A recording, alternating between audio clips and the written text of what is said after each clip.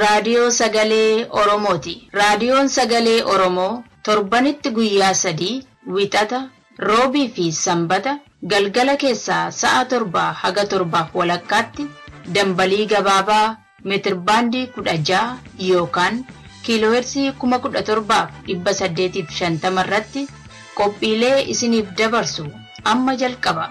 Kun Raadiyoo Sagalee Oromooti.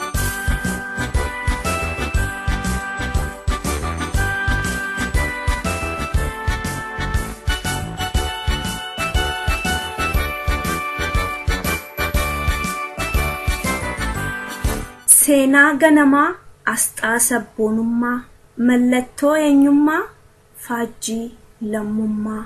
Kichuu ijoollee Oromoo, nagaatti lammii koo, nagaan isiniif dhaama, cobsee imimmaan koo. Akkam ooltan dhaggeeffatoota keenya kabajamoo, sa'aatii walakkaaf kan isinii waliin turu qophiin keenya roobii caamsaa 7 bara 2014 akkuma addeeffatteeni oduu har'aaf qabnu isiniif dhiyeessuun eegalla. Itti aansuun qophii tibbanaa kan haala fincila barattoota Oromoo irratti xiyyeeffate isiniif dhiyeessina. Dhaggeeffatoota keenya guyyaa har'aa qophiin mala jireenyaa kan qabanne dhiifama waliin dursinee isin beeksifna. Isin keessumsiisuun kan isin waliin turu ana Biiftuu Waltajjiiti. Amma gara oduuttan isin dabarsa. Barattoonni Oromoo diddaaf fincila isaanii itti fufan mootummaan Itoophiyaas barattoota adamsee hidhuusaa itti fufe. Dulli mormii barattoota xureessuuf karaa miidiyaa Itoophiyaa gaggeeffamus jabaatee itti fufee jira. Uummati immoo olola darbaa jiru fudhatama dhabsiise. Woboon zoonii kibbaa keessa socho'u tarkaanfii gumaa baafannaa fudhate deeggarsi fincila barattootaaf sadarkaa addunyaatti gaggeeffamaa jirus jabaatee itti fufe. Boko Haram kan jedhamu dhaabni Naajeeriyaa tokko immoo dubartoota 8 butee fudhachuu beeksise. Akka booltan dhaggeeffatoota keenya oduu saatii kanaaf kan isinitti immoo Annaabasaa Waaq jiraate amma oduu bal'inaan. Barattoonni Oromoo gaaffii mirgaa gaafachuu isaanii itti fufan mootummaan Itoophiyaa immoo rasaasaan reebuu fi kaan adamsee hidhuusaa jabeessee akka itti fufee jiru oduun nugaa jiru nu yaaddeessa. Akka oduun nugaa jirutti guyyaa har'aa barattoonni manneen barnootaa sadarkaa 1ffaa fi 2ffaa Oromiyaa adda addaa keessatti mootummaa Itoophiyaa irratti hiriira mormii bahanii jiru. Shawaa kibba lixaatti kan argaman barattoonni mana barumsaa sadarkaa 2ffaa Wancii hiriira gaggeessaniin gochaa mootummaan Itoophiyaa barattoota karaa nagaatiin gaaffii dhiyeeffatan irratti raawwate balaaleffatanii jiru. Kana malees maqaa guddinaaf misoomaatiin babal'ifannoon dachee Oromiyaa irratti gaggeeffamu hatattamaan akka dhaabbatu gaafatanii gochaa gammaatti deemaa jirullee mormaniiru. Hiriirri barattootaa kun magaalaa Ijaajjii keessattis humna mootummaatiin akka milkoomne godhamee jira. Haa ta'uti yeroo ammaa manneen daldalaa fi nyaataa adda addaa cufamanii akka jiran oduun achirraa nu ga'e ni addeessa. Hiriirri kun haaluma wal fakkaatuun aanaa dandii magaalaa Olankomii keessatti gaggeeffamee jira. Hiriira kana mootummaan humnaan addaan bittimsuuf yaalee jira. Barattoota hiriira sanarratti qooda fudhatan 3 mootummaan qabee akka hidhe gabaafameera. Hiriira guyyaa kaleessaa Wallaggaa lixaa magaalaa Dambidolloo keessatti gaggeeffame irrattis barattoonni mootummaan lafa Oromiyaa ciruuf saamuu akka dhaabu sagalee tokkoon gaafataniiru. Haa ta'uti hidhattoonni mootummaa dhukaasa gurguddaa barattoota irratti banuudhaan barattoota hedduu akka madeessan beekame. Akka oduun dhaqqabaa jirutti Dambidollootti barattooti 2 kan ajjeefaman yoo ta'u barattoonni 32 immoo akka malee madaa'aniiru. Guyyaa har'aas karaa Feesbuukii nu arrabsaa jirtu jechuun balbala namaa cabsanii barattoota mana keessaa qabanii hidhuutti akka jiran beekameera. Hiriirri kun manneen barnootaa hedduu keessattis adeemsifamaa wayita jirutti barnooti dhaabbatee akka jiru beekameera. Sochiin uummataas danqamee akka jiru oduun Oromiyaa bakka adda addaarraa nu ga'aa jiru ni addeessa. Hiriirri mormii kun Shawaa lixaa aanaa Meettaa Roobii magaalaa Shinoo keessattis deeggarsa uummataan dabalamee akka gaggeeffame beekameera. Hiriira barattoota manneen barnootaa sadarkaa 1ffaa fi 2ffaa qooda irratti fudhatan irratti hojjettoonni mootummaa akkasumas maatiin barattootaa qooda fudhatanii akka jiran kan beekamu yoo ta'u maatiin barattootaa waraanni mootummaa Itoophiyaa barattoota irratti miidhaa kan geessifneef golgaa gochaa fi akka turan oduun nu ga'e ni addeessa. Gidaamittis har'a caamsaa 7 bara 2014 sa'aatii 8 walakkaarraa eegalee barattooti Biiftuu Gidaamii sadarkaa 2ffaa hiriira gaggeessanii akka jiran beekameera. Haaluma kanaan uummati magaalichaa barattootatti dabalamuun dhaadannoolee garaagaraa dhageessisaa akka oolan beekameera.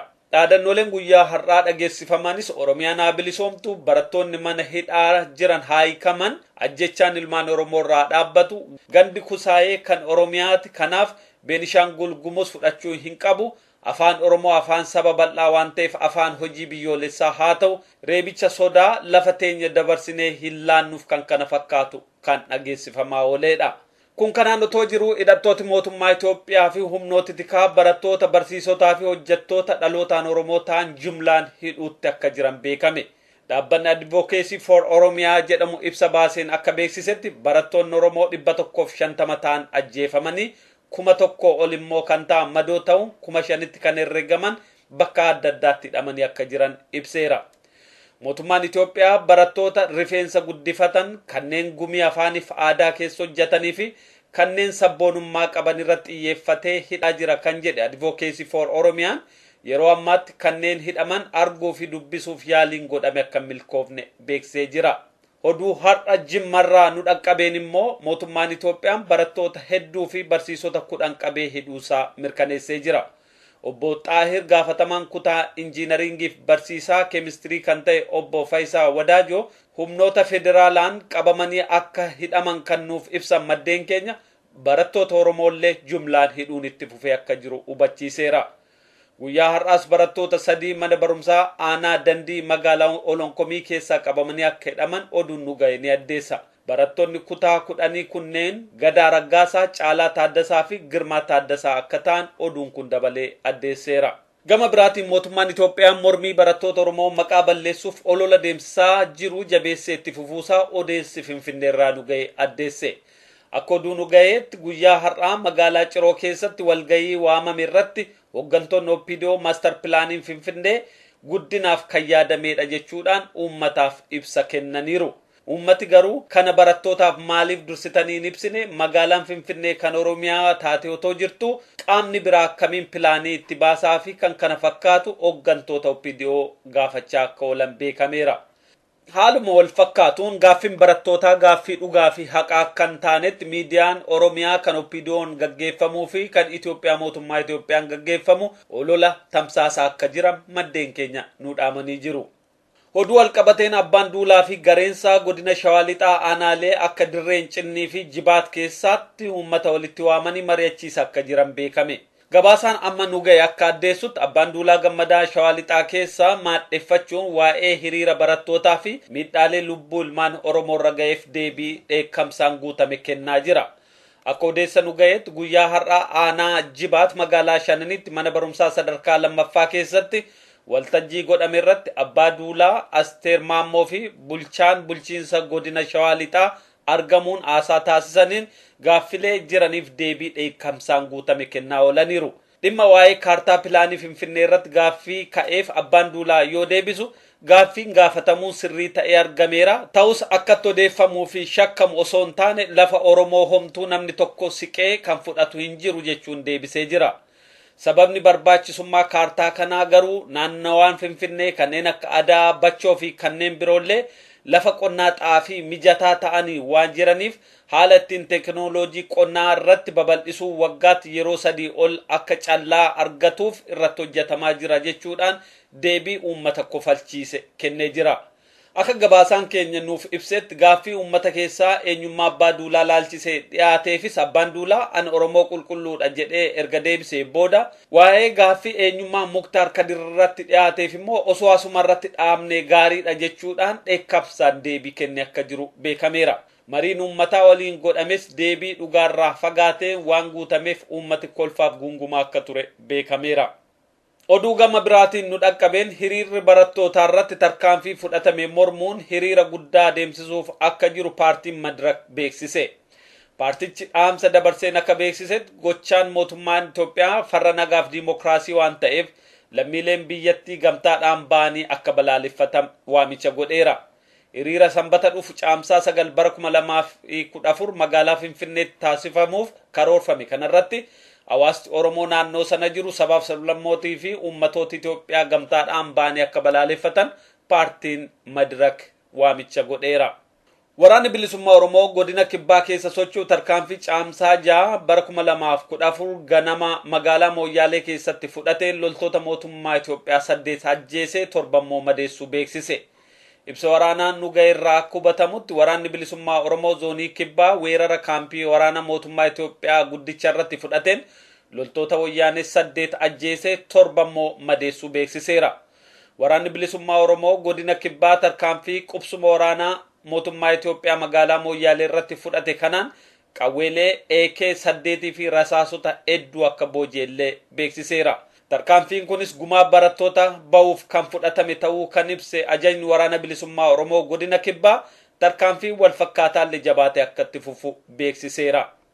Oromooti biyya Ingiliz keessa jiraatan kaleessa hiriira bahanii mootummaa Itoophiyaa balaaleffatan.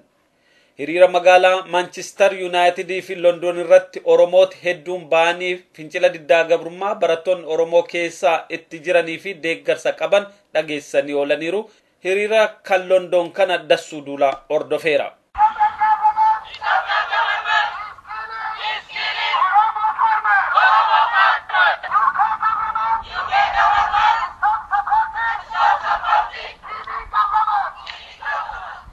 Hiriira mormii London irratti Oromoonni hedduun bahanii mootummaan Itoophiyaa qotee bulaa ajjeesaa jira. Mootummaan Itoophiyaa barattoota Oromoo ajjeesuu haa dhaabu. Pilaanii haaraa Finfinnee fi naannoo ishee hojiirra oolin Ingiliziin mootummaa Itoophiyaa gargaaruu haa dhaabu jechaa oolan.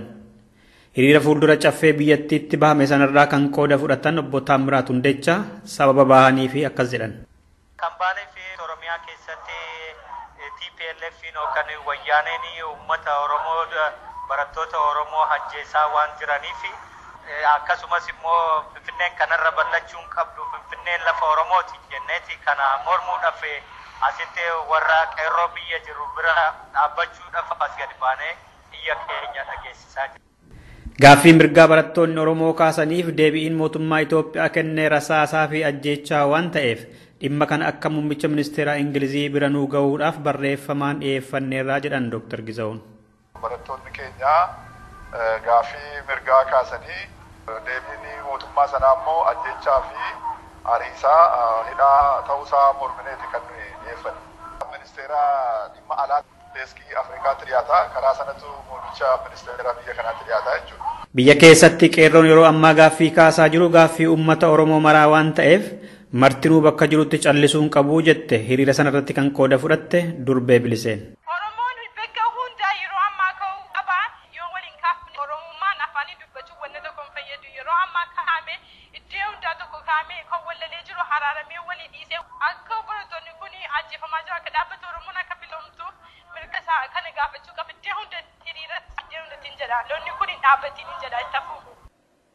Dhaabbati Boko Haram jedhamu shamarran 8 humnaan qabee fudhachuusaa aangoonni Naajeeriyaa beeksisan. Torban darbee shamarran 200 ol ta'an manneen barnootaa keessaa butee akka fudhate kan beeksise Boko Haram shamarran humnaan butee kan fudhachaa jiru horiitti gurgurachuuf akka ta'ellee beeksiseera. Dhaabbati kun Naajeeriyaa keessa socho'uudhaan yeroo adda addaatti balaa adda addaa geessisaa akka ture oduun karaa sanaan ba'aa jiru ni hubachiisa.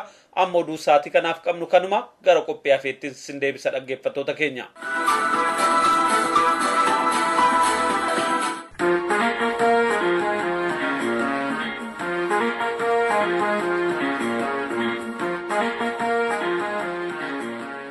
Qophii tibbanaa.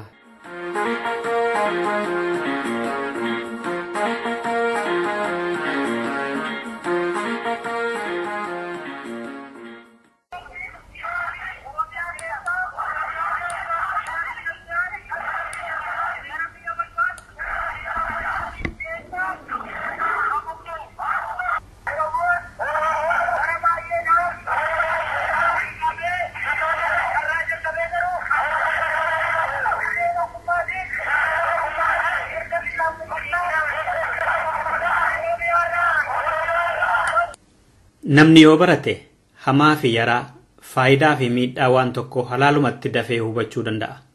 Hubatees waan dabaa yoo jiraate gaaffii kaasa.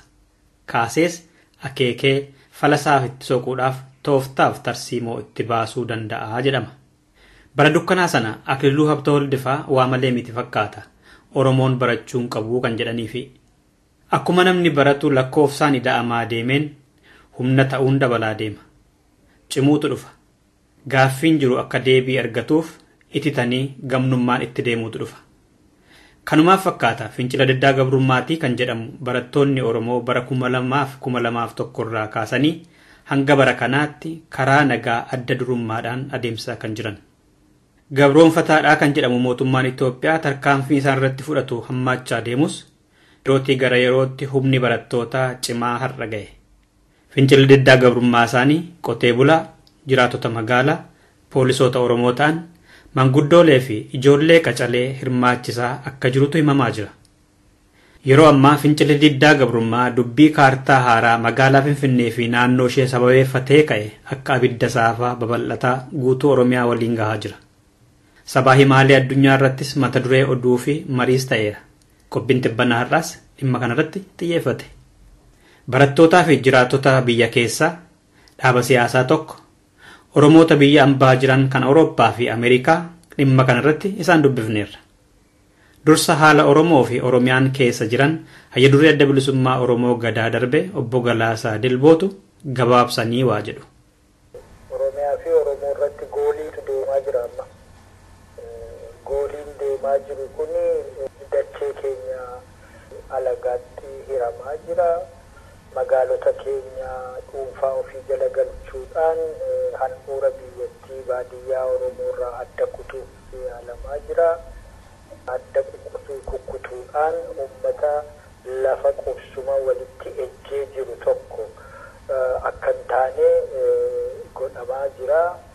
Oromiyaa fi Oromoo jedhamu kana waraqaa dhumarra jiraattee lafarratti garuu buqqisuudhaan adda cicciruudhaan magaalaa seerraa adda baasuudhaan kana kanaan akka hin argamne lafarratti akka hin jiraanneef hin argamne gochuu fi hojjetamaa jira. Fincilli sun guutummaa Oromiyaa keessa jira. Akka fakkeenyaatti inni Amboo fi Naqamtee akkamitti ka'e laata? Achirraa nama qabna. Yuunivarsiitii Amboo fi magaalaa Amboo keessatti gaaffii mirgaa abbaa biyyummaa lafti naannoo Finfinnee federaala jala galuu hin qabuu fi artistoonni Oromoos nama ilmaan Oromoo sababa tokko malee hidhaman haa hiikaman kan jedhu gaaffiin ka'e. Gaaffiin kun hiriira nagaatiin ture. Hiriira nagaa kana wayisaa barattoonni gamtaan gaafatanitti hiriira nagaa eeyyamuu fi didanii garuu seerri biyyaa hiriira nagaa hanga eeyyametti isin nu dhorkuu hin dandeessanii seera biyyaa lafa kaa'ametti bahuun immoo nu hin dirqamna jedhanii barattoonni uummanni gamtaadhaan hiriira gaggeessanii dhaadannoowwan garaagaraas kanneen akka lafa keenya gurgurreen kenninuu seenaa keenya ni tikfannaa aadaa keenya ni tikfannaa kanneen hidhamannuu hiikaman kanneen jedhan dhaadannoowwan kana dhageessisaa turani garuu mootummaan waraanaa itti bobbaasee yuunivarsiitii Wallaggaa magaalaa Naqqamtee keessattis gaaffii mirgaa wal fakkaataatu ka'e. Gaaffiin kunis gaaffii abbaa biyyummaati. Achi keessattis hiriira nagaa ba'anii dhaadannoo wal fakkaataa dhageessanii barattoonni yuunivarsiitii martu rasaasa irratti dhokaasanii uummanni sirriitti hirmaatee gaaffii barattoonni keenya dhiyeessaa jiran dhaga'uu qabna. Uummanni fi poolisoonni barataa poolisii walitti bu'eeti dhagaatiin lolli ka'e walitti darbuu qabna jedhaniiti. Haramaayaa yuunivarsiitiitti barattoonni Oromoo maal gaafatan laata? Saba isaaniifoo maal haammatani? Barataa kanarraa matuma isaarraa dhaga'a. Haramaayaa yuunivarsiitii keessatti magaalaa Oromiyaa akka jireenya yookaan akka hiriira bira galchuudhaan jedhuufi weellistoonni Oromoo kan hidhaatti daraaramaa jiran fi akkasuma kana dura uummata Oromoo irratti arrabsamaa jiranii fi ammallee arrabsamaa jiran barruuwwan akka hiikuu fi loomii naannaa jiran kan arraba uummata Oromoo irratti gargaarlaa keenya laabiratti keessatti argamanii fi kana kana irratti kan hin baasanne amma akka quba qabnutti kan baasiiwwan Oromiyaa keessa jiranii fi Oromiyaa ala jiran hiriira nagaa qophiirra jiranii fi hiriirri kan ba'aa jiran waan ta'eef uummanni keenya uummanni Oromoo namni kallattii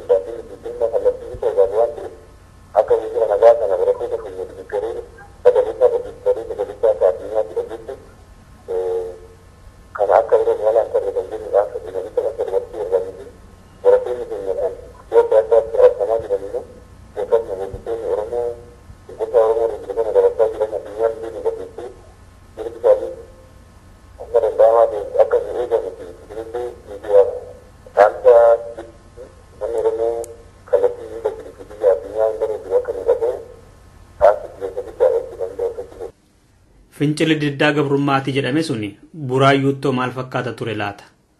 Nama ijaan argan irraa dhaga'a.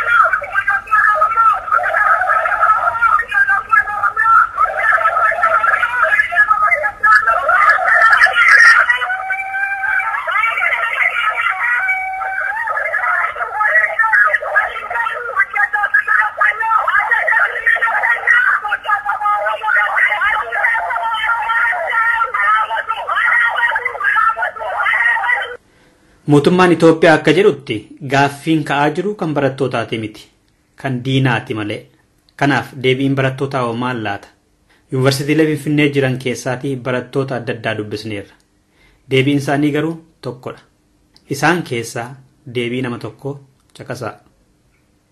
Kana soba gaaffitti mata duree wallaashisuudhaaf akkas jira malee gaaffiin ijoollee tokkoof tokkicha Finfinneen kan Oromooti naannaa Finfinnee kan Oromootu bushuu qaba abbaan biyyaa Oromoodha.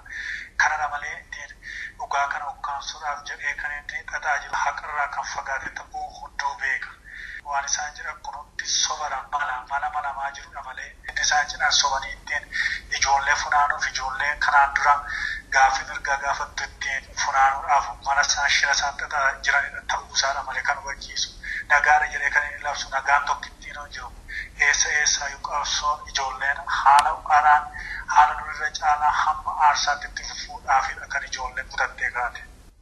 Kanaaf Oromoon addunyaarra jiru hundumtuu dhaloota qeerroo miliyoonotaan lakkaa'amanii ol ka'an kana faana akka dhaabatu yeroon kun yeroo seenaatti hojjetamu yeroo dubbii qofatu hin taane yeroo seenaa kana jijjiiruudhaaf iddoo terminaal poointii akka ta'u iddoo kanatti akka dhaabatu waa'een Oromoo amma isaa akka beekamu kanaaf hamma dhumaatti addunyaan akka nu wajjin dhaabatu dhaamsa keenya dabarsanna dargaggoonni yuunivarsiitii Oromiyaa keessa jiru hundi keenya.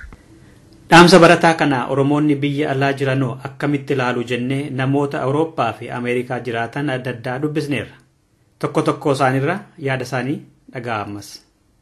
Maqaan kiyya Ibraahim Maammaa gobummaa Oromoo irratti dheeressu tokkummaadhaan ka'uu dhabuudha yeroo tokkotti kanaafiyyuu hojjetaanis warri biyya alaatti tokkummaadhaan ka'uu qabnaa jedha. Walirra laaluu hin qabnu namni jiru nama kenna barataan jiru ifii isaatiif jedhee osoo hin ta'in biyya isaatiif jedhee Oromoo guutuuf jedheeti kan jiru.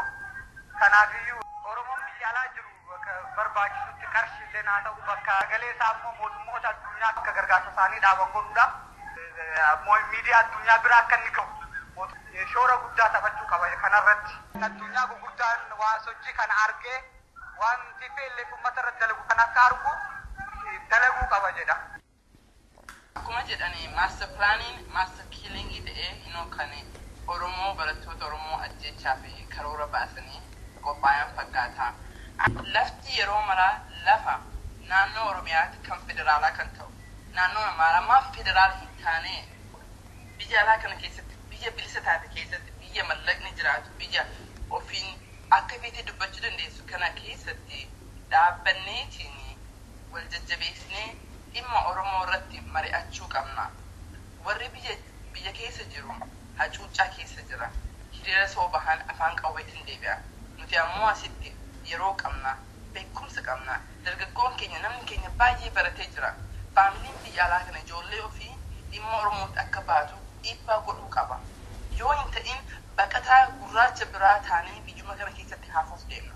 Hamma yoomii teenyeet ilaalla warra biyyaa kan du'u kaafee dammoo kan qabatu baqatee nutti edamu qofa. Biyyatti galuun biyya Oromiyaatti san deeboguu Oromiyaan bilisummaa jedhame. Abdii bilisummaan hin qabu yoomiyyuu. Kanaafuu biyya sanitti galuu fi har'a dargaggoonni biyyatti bahan kana duuba dhaabbachuu qabna. Yoo nuti dhaabbati eenyu haa dhaabbatu eenyu nu haa dubbatu. Keeriin ijoollee hidhamtuu lama bilaagerii waa isinirraa dubbata. Keenya 50 30 hogguu du'u jibbaa otoo hin ta'in beekumsa dhabuudha, nama keenya dhabuudha. Hunya dhabuu keenyatu rakkina keenya addunyaa dhageessisuu nu dadhabsiisaa jira. Barataan ni qabna. Ijoolleen keenya barattee jirti, nuti barannee jirra.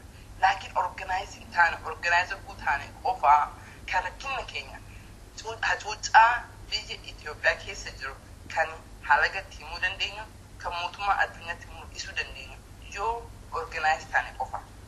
Ani dargaggoo Abdii Gammadaa Caalii Oromoon biyya alaa jirru harka wal qabannee sagaleen saba Oromoo saba bal'aa dhaga'amuu hin dandeenye akka dhaga'amuuf mootummaa addunyaatti hiriira nagaa yeroo adda addaatti qopheessine hiriira nagaa walirraa cita hin qabne qopheessine akka dhageessisu kanan dabarsuu barbaada. Dureessi Morkee Daddarbuu jedhama.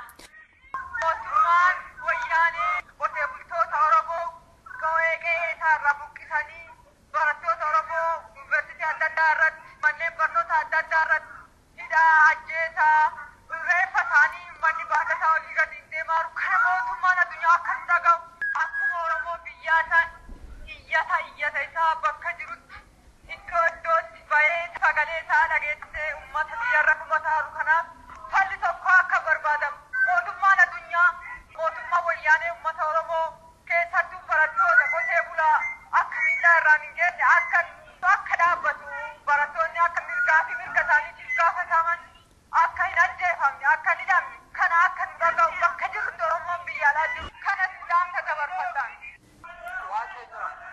Oromoon biyya alaa jiru wanni isarraa eegamu akka anatti fakkaatutti tokko ta'uu isaatiin immoo wanti inni gochuu danda'u guddaan tokko qabeenya isaatiin qabsoo uummatni Oromoo biyya jiru kana finiinsuudhaaf gargaaru cina dhaabbachuu beekumsa kan qabu beekumsa isaa hiruu qabeenya kan qabu qabeenya isaa hiruu karaa danda'ame kamiyyuu keessaa immoo mootummoota biyya alaatiin dubbachuudhaan dhaaba mootummaaf mootummaa kamiin illee hariiroo uumuu rakkina uummata Oromoo addunyaa kanatti beeksisuu karaa danda'ame uummatni Oromoo rakkinni isaa addunyaatti akka beekamu rakkina kana keessa himuu keessallee immoo uummatni kun afaan isaa aadaan isaa sabboonummaan isaa eenyummaan isaa olaantummaan isaa akkam saba kamiittiyuu jiraachuu biyya isaa bulchuu biyya isaa geggeessuu saba kabiraallee wajjin akka kamittiyuu akka saba kamii jiraachuu uummata danda'u ta'uu isaa addunyaatti akka himan hin fedhu kana gochuu danda'u jechuudha. Oromoo biyya isaa ijaarrachuu geggeessuu bulchuu hin danda'a aadaa kanaas qaba muuxannoo kanaas qaba. Gaaffii barattootaa gaaffii uummataati. Gaaffii uummataati. Isinoo kan uummata Oromooti.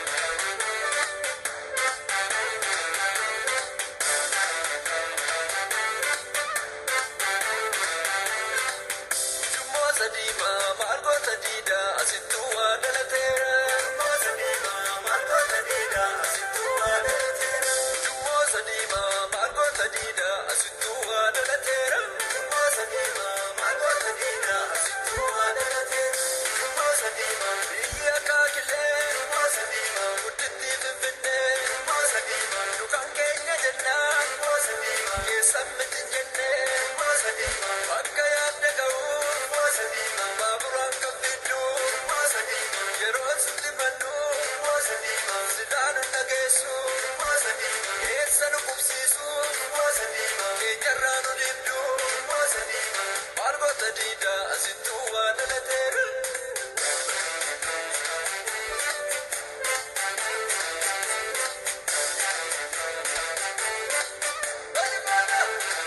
Ujummoo sadiimaa maalgoota diidaa asittuu waa dhalateera. Ujummoo sadiimaa maalgoota diidaa asittuu waa dhalateera. Ujummoo sadiimaa maalgoota diidaa asittuu waa dhalateera. Ujummoo sadiimaa maalgoota diidaa asittuu waa dhalateera. Ujummoo sadiimaa manni Oromoo. Ujummoo sadiimaa bakkayyuu wal kaasa. Ujummoo sadiimaa. Qophii tibbanaarra xumurreerra. Warra nu caqasaa turtaniin horaa bulaa jenneerra. An Dassoo Dulaati.